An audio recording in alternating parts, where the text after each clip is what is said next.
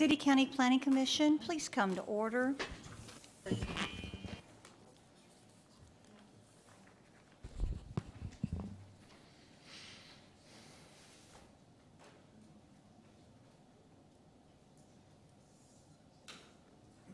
That's okay. I didn't want to ask you to call the roll while you were between locations. So yes, Ms. Hurt, would you please call the roll? Commissioner Rich, Yes, ma'am.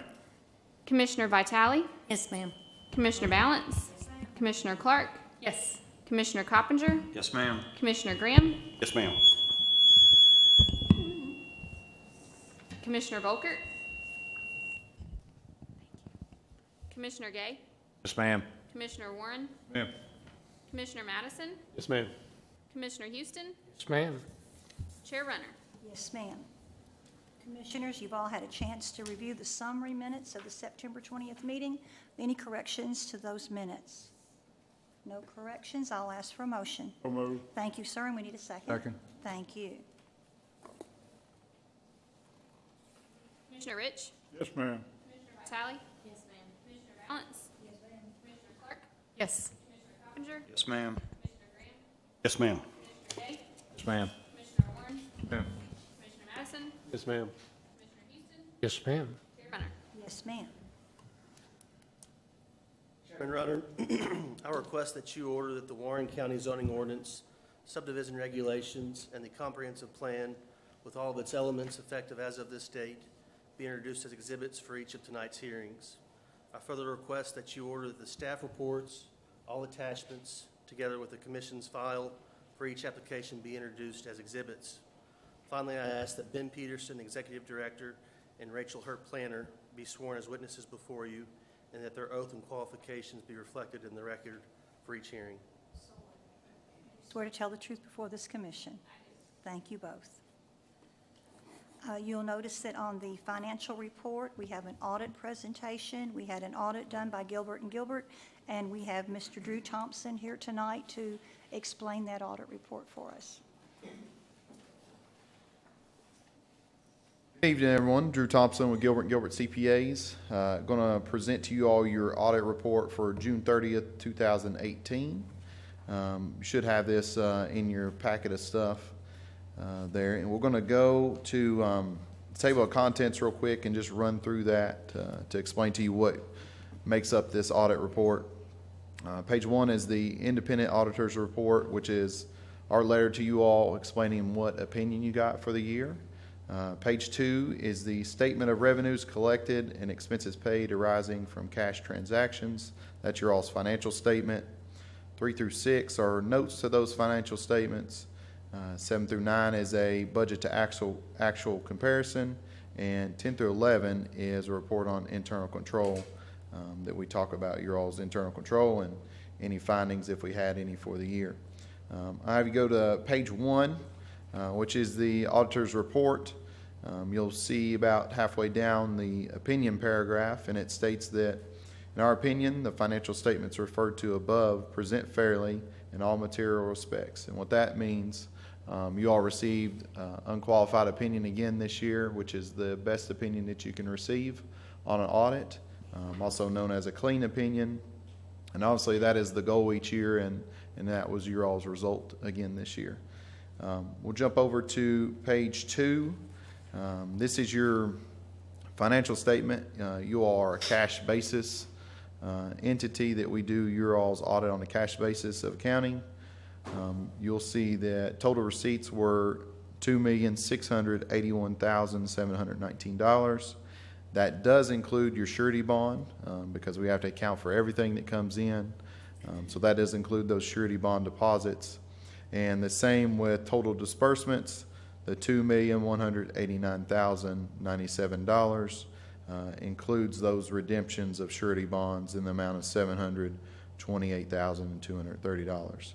If you take those two things out of the equation, that would bring your receipts down to $1,736,208, and your total disbursements down to $1,460,867. So the net of those two would be a positive just over 275,000. So that would be your increase, mainly of your operating. As you all know, that is very contingent on the amount of projects that are going on, program fees, construction fees, and all those things. Obviously, in a year that you have a lot of that stuff, it helps with the cash flow. So we do, as I've explained before, have to account for the surety stuff just because it's part of what you take in and part of what goes out. As you all know, that's not operating money for you all, but we just want to make sure you all understand that we have to account for it that way. Not going to go through pages 3 through 6. That's just notes to this document, the financial statement. We'll just briefly look at pages 7, 8, and 9. This is just a budget to actual comparison. You all always do a good job with your budget and remaining on budget. We didn't have any issues with that, and any areas that were overspent, didn't have enough budgeted. And obviously, like I mentioned before, with the construction fees and program fees coming in a lot more than you'd even budgeted for, you all had a pretty good year, budget to actual comparison. The last thing that I will go over is your pages 10 and 11. This document talks about internal control and whether or not we had any findings. Again, this year, no findings, no issues that we came across as far as being in compliance with laws and regulations and things of that nature. The letter that Megan handed out before the meeting, that's just our kind of conclusion letter to you all, explaining that we didn't have any issues with the staff and they provided us everything that we needed. And that is all I have for tonight. Does anybody have any questions about the audit report that I can answer now? No questions? Okay. Once again, we greatly appreciate being able to provide this service to you all, and you all have a great evening. Thank you, and it's so good to have a good report, and we will thank Ms. Megan Mooney for that. We appreciate your service. We really do. Thank you. It's good to see you again. We need a motion to approve the budget. So moved. Excuse me, audit. Yes, audit. Yes, thank you. We have a motion and a second. Commissioner Rich, Yes, ma'am. Commissioner Vitale, Yes, ma'am. Commissioner Balance, Commissioner Clark, Yes. Commissioner Coppinger, Yes, ma'am. Commissioner Graham, Yes, ma'am. Commissioner Gay, Yes, ma'am. Commissioner Warren, Commissioner Madison, Yes, ma'am. Commissioner Houston, Yes, ma'am. Chair Runner. Yes, ma'am. Next item on the agenda, the subdivision approvals and the site development plans that were preliminarily approved in the packet that you have tonight. Do you have any questions on those? If there's no questions, we'll move on to letters of credit and performance bonds. We have 9 items tonight. Any questions on those 9 items? No questions, commissioners? Then I would ask for a motion, please. So moved. Thank you. We need a second. Thank you. Commissioner Rich, Yes, ma'am. Commissioner Vitale, Yes, ma'am. Commissioner Balance, Commissioner Clark, Yes. Commissioner Coppinger, Yes, ma'am. Commissioner Graham, Yes, ma'am. Commissioner Gay, Ma'am. Commissioner Warren, Ma'am. Commissioner Madison, Yes, ma'am. Commissioner Houston, Yes, ma'am. Chair Runner. Yes, ma'am. We do not have any unfinished business. We'll go on into the public hearing, and the first item tonight for public hearing is docket number 2018-13 FLUM, Speedway LLC, McBride Dale Clarion, and TBJK LLC, and Marilyn Kimball and Billy Webb have filed an application for a future land use map amendment containing approximately 5.06 acres located at 0, 604, 610, and 618 Main Street South in Smiths Grove, bounded by South Main Street, Vincent Street, and I-65, from highway commercial to light industrial. And we will hear the staff report from Mr. Peterson. Thank you, Chair Runner. We had the pre-application date for this project on March 8th, 2018. It's quite a while ago, but I do know the applicants have been working with the City of Smiths Grove City Commission on their design and desires for this application. This property that you see before you is bounded. Let's see, I-65 is kind of going across the bottom of the page there. You see it's also bounded by South Main Street and then Vincent Street to the north there. So that's where we're at. As you stated, they're proposing to amend the future land use map, approximately 5.06 acres from highway commercial to light industrial.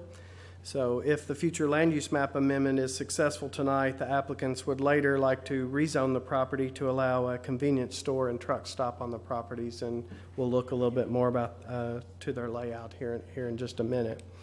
Moving on with our maps, we look at our existing zoning. It is currently zoned highway business. The original zoning for the property was agriculture. Those were rezoned in 1976 to business and have been a form of highway business since that 1976 time period. Looking at the future land use, existing future land use map, you see that it is a highway commercial designation. And this is according to the Smiths Grove future land use map, which we'll look closer at in a minute. But the applicants have again requested to amend this to be light industrial to allow the truck stop portion. A convenience store would have been allowed, but the truck stop addition makes it a little more intense use. So here, a little different than what we're used to seeing normally, but Smiths Grove does have a focal point plan and has its own future land use map, and it is designated as highway commercial on that map, so that this map is what you would be amending tonight.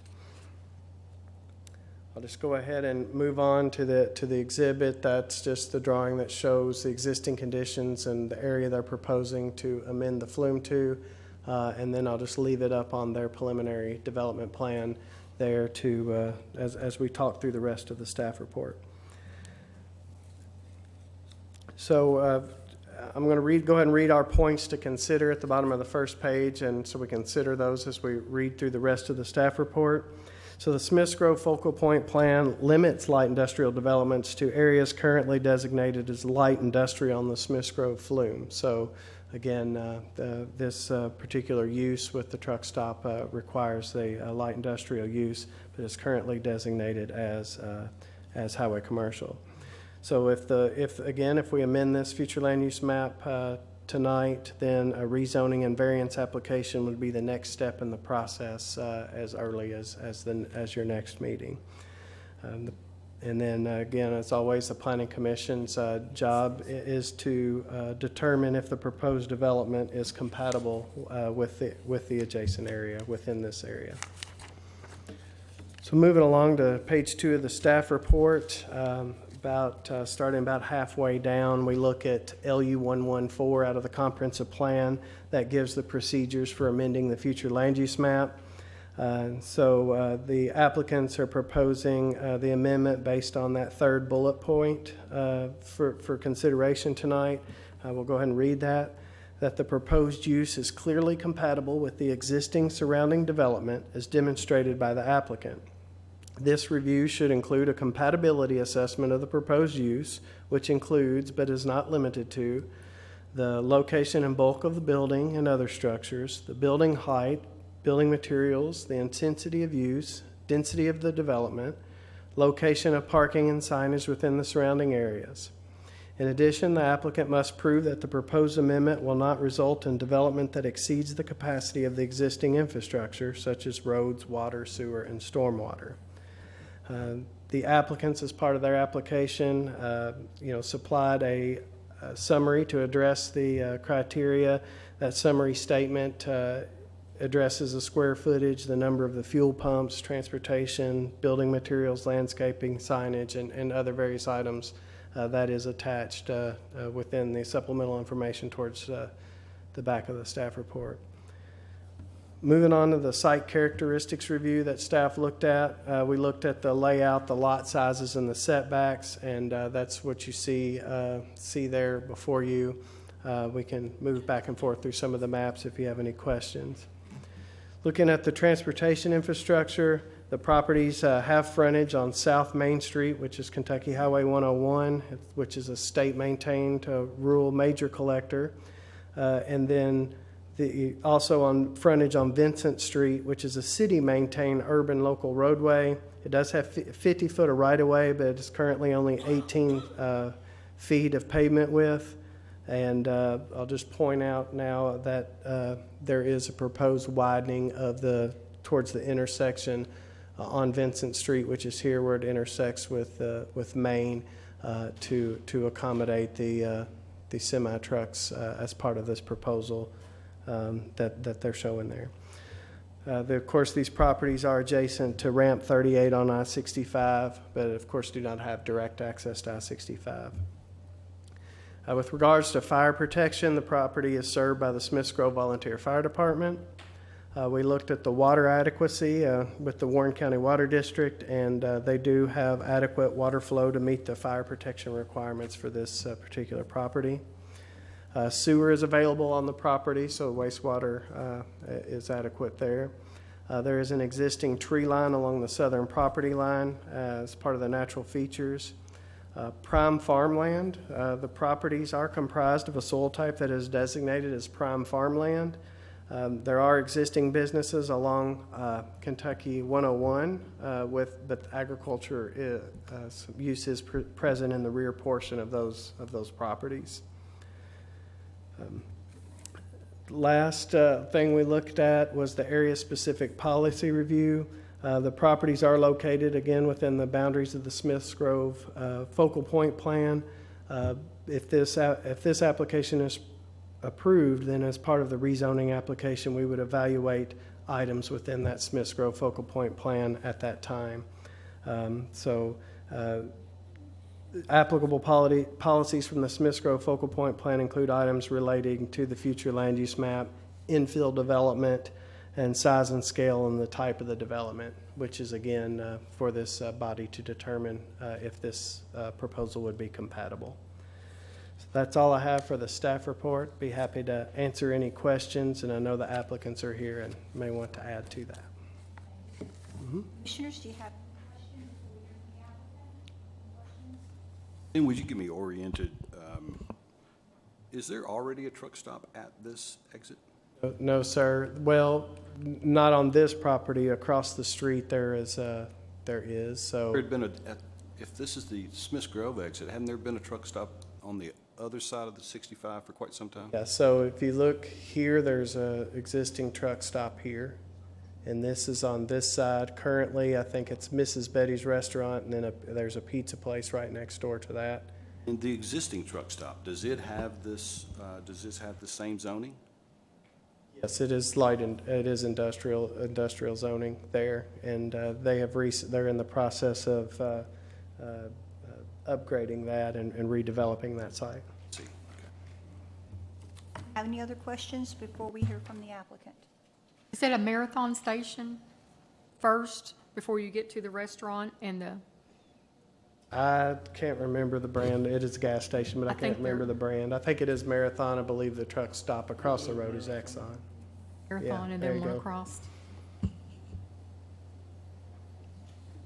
Questions? Then we'll hear from the applicant.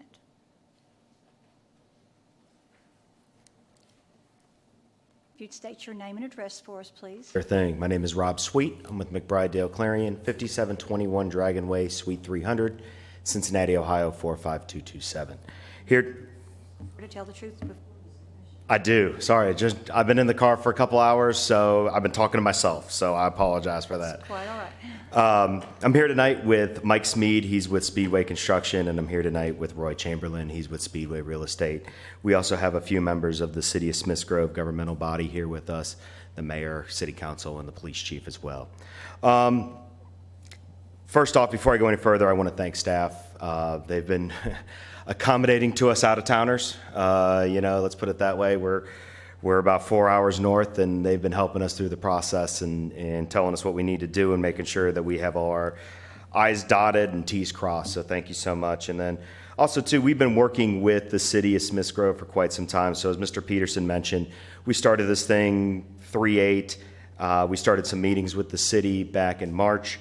and continued that through July. We had a meeting with KYTC in mid-July to talk about traffic signals and other improvements. And then we also gave an informal presentation to the city council back on September 23rd, or I'm sorry, July 23rd. So with that being said, let me jump into what we're asking for. I think Mr. Peterson did a great job of setting this up for us, but we are requesting an amendment to the future land use map to change the zoning, or to change the land use plan designations. Can I use this equipment? For the proposed development of a Speedway convenience store and fueling facility. Don't want to use the word truck stop, and we'll get into that a little bit later, but from highway commercial to light industrial. We are going to request, depending on the outcome of the meeting tonight, request a zone change to light industrial on the property, and the size of the property is right around 5 acres.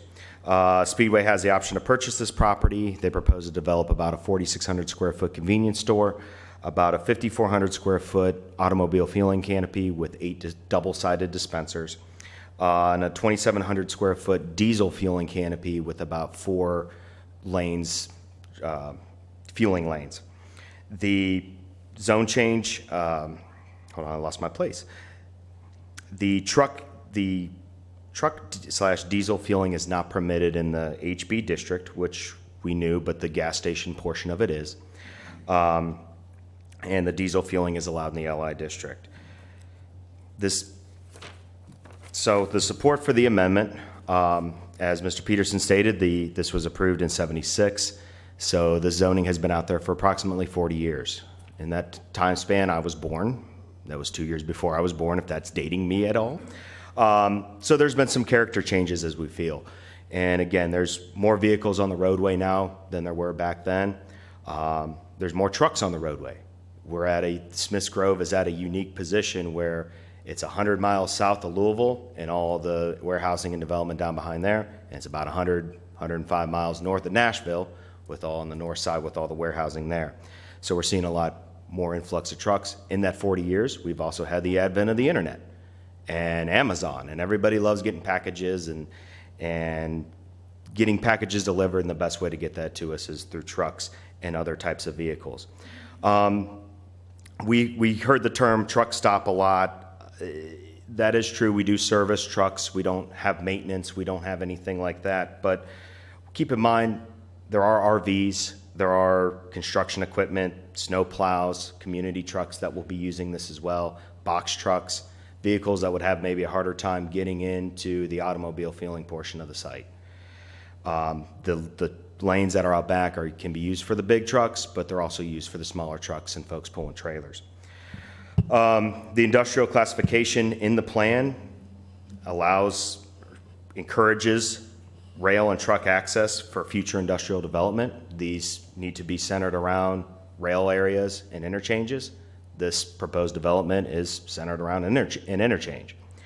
The LI zoning is also compatible with mixed-use commercial, per the chart in 1.1.2. So the LI, due to some size limitations and specific requirements, we do have a commercial portion here. If you look at the strict lay of the code, automobile fueling is permitted in the HB.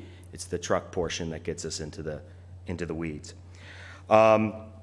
We feel that this project is also a great economic development tool for the city of Smiths Grove. It's a population of about 1,000 people. We're bringing new job opportunities. We're bringing new employment opportunities for management positions and support positions. We're looking to hire about 25 to 30 people, and we would have 3 8-hour shifts. Some sales numbers, again, gasoline sales are pretty volatile, but just as an estimate, we would hopefully forecast about 450,000 gallons of fuel each month and about $200,000 in sales. Again, those are all estimates and figures. Gasoline is a very volatile market. It's based on the cost of oil. Depending on how you figure that out, that's a nice little chunk of change for a village, city of 1,000 people. we know that there's these types of uses here. There's also trucks already there. So if you look around us, we've got the Exxon across the street from us. That's a full truck stop. The Marathon, according to Google, offers truck repair. The Wendy's has an oversized lot that has some limited truck parking. McDonald's, they don't have truck parking, but they do have a access road where trucks will sometimes park, or larger vehicles will sometimes park. And there's a hotel across the street from us that can't adequately park trucks. We're not a truck stop, and pride ourselves on the fact that we're not this. And we don't offer showers, and we don't offer laundry. We don't offer repair service or vehicle maintenance or 24-hour repair. We don't offer pay spaces, and we don't offer accommodations. We do offer fueling. We do offer a restaurant, which is what we call a Speedy Cafe, and it's a made-to-order type kitchen. We do offer short-term parking. And the Speedway logo is, get on your way, the convenience store is a Speedway. Get in, get out, get these people on the road, get them fueled up, get a sandwich in them, and get them back out. That's what our intent of our business is. In closing, we feel that the character of this area has changed over the past 40 years, and that this potential development is a great catalyst to maybe attract new development. We've also feel that we're similar to the existing land uses that are out there now, and we feel that we are similarly classified as gas station fueling. We are similar in sizes to some of the fueling areas out there now. Looking at the Exxon, I think they have 6 lanes. We're looking at 4. Automobile dispensers were between 6 and 8. That's consistent with 2 of the other gas stations at the interchange. We feel that this development will be a tax generator and a job generator, which is pertinent for the health of the city of Smiths Grove. Based on that, we would requestfully request approval and would be happy to answer any questions that you may have. Thank you, sir. Thank you. Commissioners, do you have any questions for the applicant? Are you saying there's not going to be any ever overnight parking? I'm not going to say there's not going to be any ever overnight parking, but our job is short-term parking, and that's what we are going for, is short-term parking. We would not allow it to happen. Other questions before I open it up to the audience? Commissioners, nothing else? Just by show of hands, do we have opposition to this request? We do have opposition. I didn't know if you had a spokesperson or if you'd like to make a statement. Before we do that, I'll just see, do we have any specific questions from anyone in the audience for the applicant? Yes, sir. If you'll come to the podium, we'll swear you in and let you ask a question, and they can answer that for you, sir. If you'd state your name and address. John Benson, Smiths Grove. And you swear to tell the truth. I will. Thank you. Yes. My basic questions are about safety, Yes. because on the original presentation there, it showed that they were widening Vincent Street to come out on 101. There has been a large drainage problem there for decades. That's the only place it will go. There are 5 green spaces that go up towards the Marathon, and if they are removed and paved, the water will come, and there has been flooding at that corner of Vincent Street and 101 for decades. The second concern is, has there been a traffic count coming off of Vincent Street? Because already that you can be stuck there for 5 to 10 minutes of coming off that street. And there are some businesses down there and also private individuals using that. The other is that, will the trucks be coming out onto Vincent Street? Because the city of Smiths Grove has been unable to repair Vincent Street. Right now it has 5 potholes in it. They have tried to patch it for decades. They cannot do it. That road surface will not handle the heavy truck traffic exiting on Vincent Street. Thank you, sir. We'll allow him the opportunity to answer those questions if he would like. Yes, sir. Sure. That he could address some questions that some of the others may have. So let's start with we'll start with the easier one first. The traffic count, we have had a number of traffic studies done on this location. We met with the state, tried to petition them for a signal. The state, we do not meet the warrants for a traffic signal at this location. The mayor and the city council members also didn't believe us. We took them to a meeting with KYTC back in mid-July, and KYTC told them that we do not meet the traffic warrants and that the existing traffic does not meet those warrants there. We are proposing to do improvements to Vincent Street, so let's get over to that plan. Hopefully I don't blind anybody. So this is currently Vincent Street here. We do propose to widen this out, so Vincent Street will be approximately 35 feet wide in areas. We are also overlaying Vincent Street with heavier pavement to accommodate basically the width of our site here will be overlaid with heavier pavement, and that is to accommodate the truck traffic. The drainage problems, we feel these areas up in here will be our detention basins, or that's what we're proposing them right now. And with the widening and with the additional detention basins, we feel that that will satisfy the drainage issues. Thank you. Thank you, sir. Do we have anyone else who has a specific question concerning this application? No other questions? Thank you all. Is there anyone else who'd like to make a comment? Yes, if you come forward.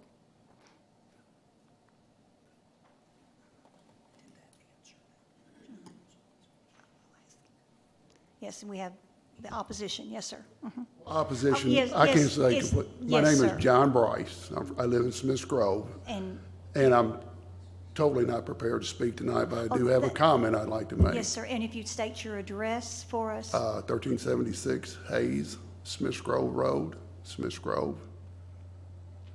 And you swear to tell the And truth? I do swear to tell the truth. Yes, sir. You go ahead and make your statement, sir. I've heard say accommodating and all this. Smiths Grove is a small town. And when you talk about bringing, you got the truck stop, and he said, and I don't know I'm sorry, I don't remember your name. And Wendy's accommodates trucks, the truck stop accommodates trucks. We have plenty of trucks in Smiths Grove. We really don't need any more. Now, I'm all for Speedway. I like the convenience store. I like the idea of that. Get on and off, that's ideal for Smiths Grove. But when you start clogging the town up with more trucks, it's hard for us to get into Smiths Grove now because the truck stop now, we have 3 lanes in Smiths Grove on Main Street to turn into the truck stop. Well, the truck is not wide enough for the trucks to use that middle lane, so to get into the existing truck stop, they have to stop and wait for other trucks to get out, and that backs up traffic.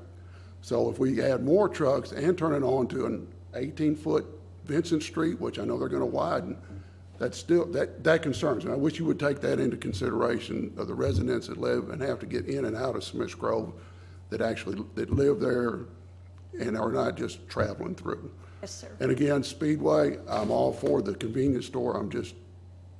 Wish you would consider the truck aspect of it. Thank you, sir. Thank you. Thank you.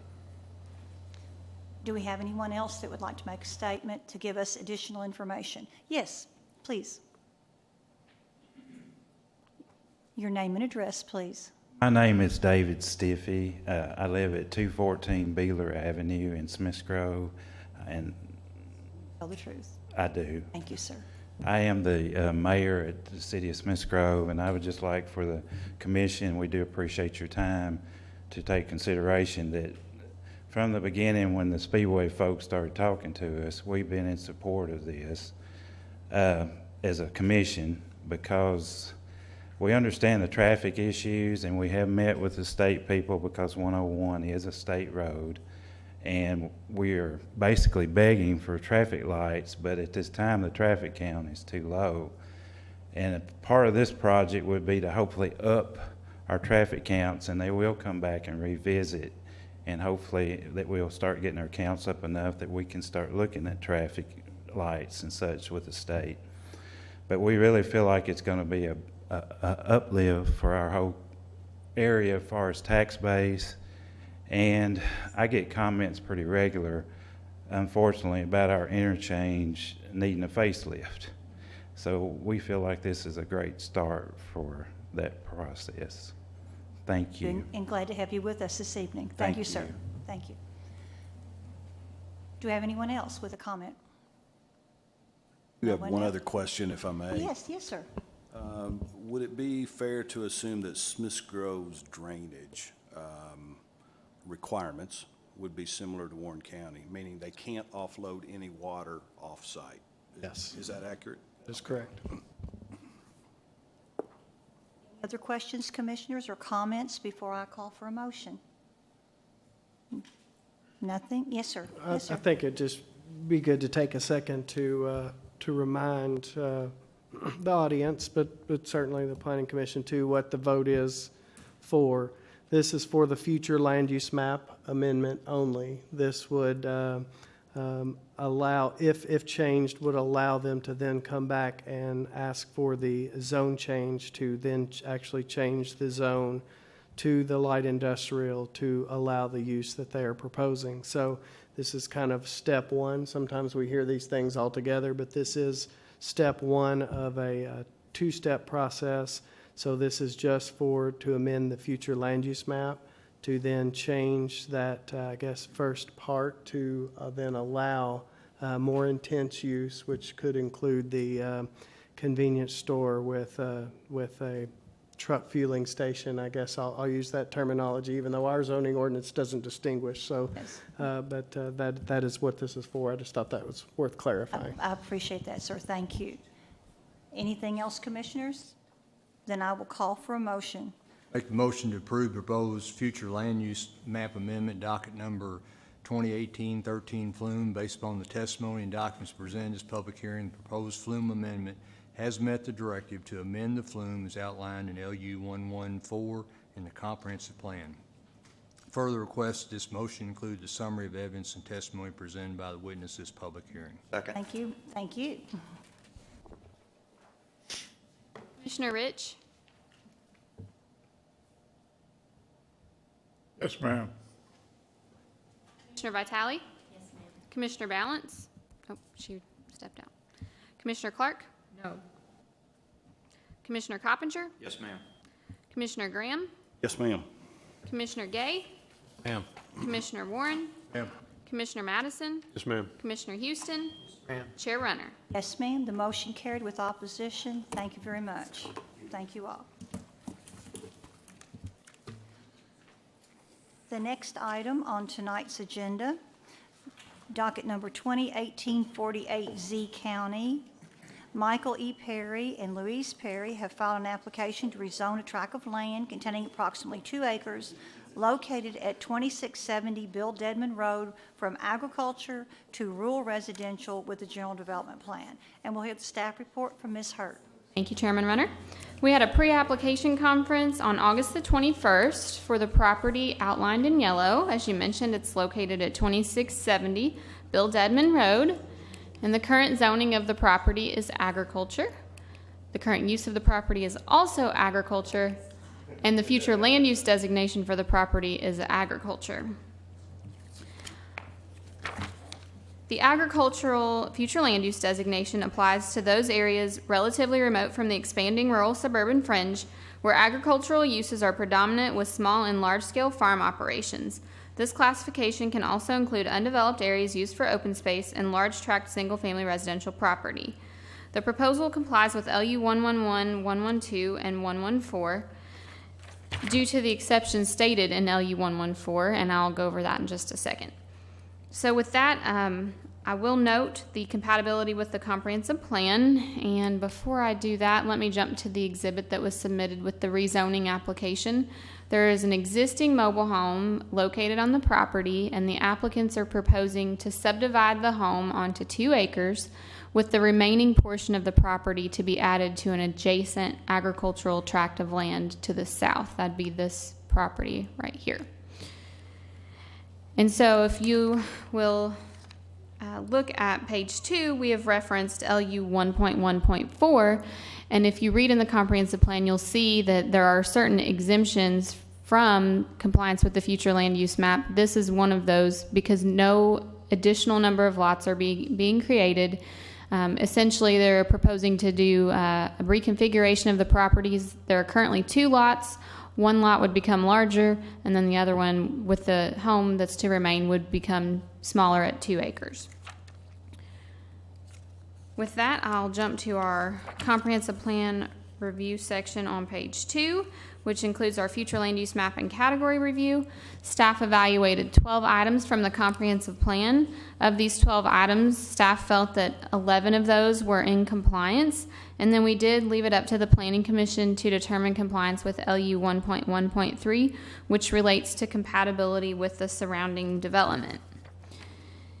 We have noted that on page 3 regarding water adequacy, that the property is not served by adequate water to meet the fire protection requirements. However, since the number of lots is not proposed to increase and remains below 4 tracts, it would be exempt from the fire protection requirements.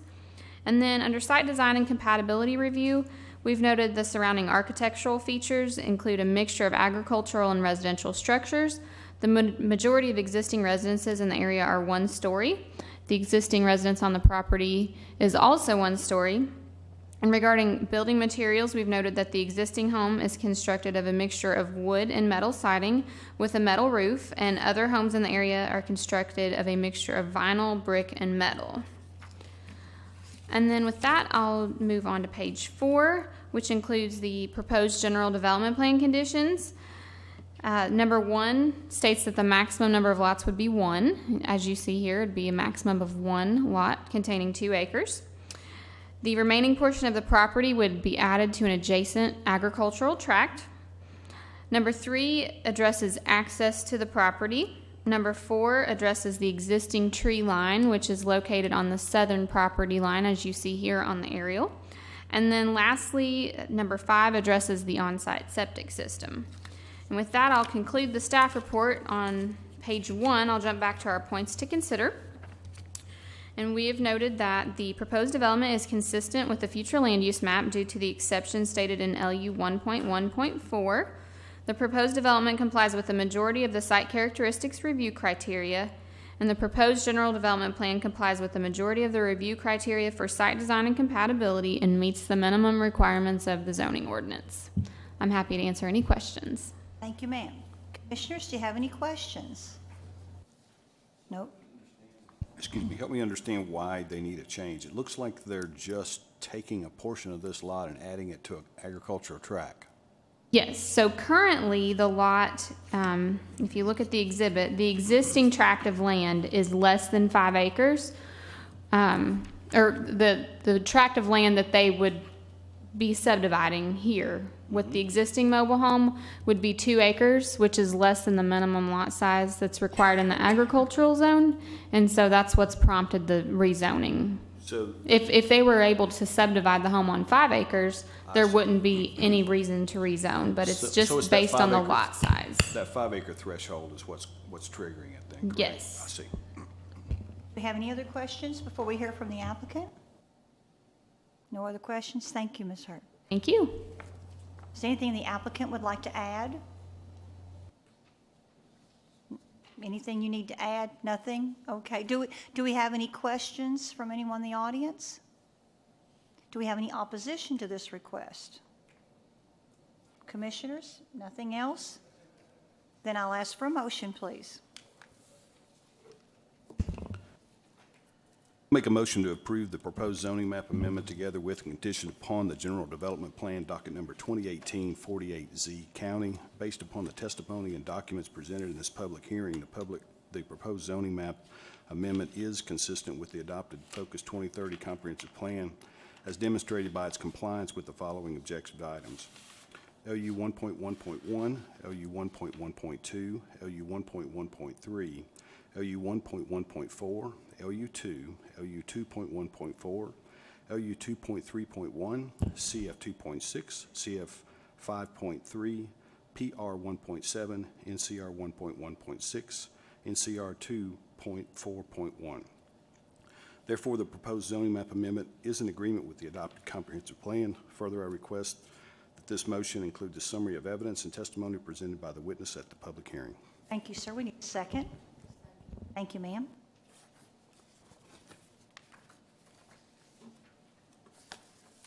Commissioner Graham? Yes, ma'am. Yes, sir. Gotcha. Caught me off guard. Yes, sir. Commissioner Rich? Yes, sir. Commissioner Vitale? Commissioner Balance? Commissioner Clark? Commissioner Coppinger? Yes. Commissioner Gay? Yes, sir. Commissioner Warren? Ma'am. Sir. Commissioner Madison? Yes, sir. I've been called worse. Commissioner Houston? Yes. Chair Runner? Yes, sir. The motion carried. Our recommendation will be for approval. Thank you all. Thank you. We have new business? Anything that you have for us? Oh, ma'am. No business? Anything, commissioners? Nothing? Meeting's adjourned. Thank you all.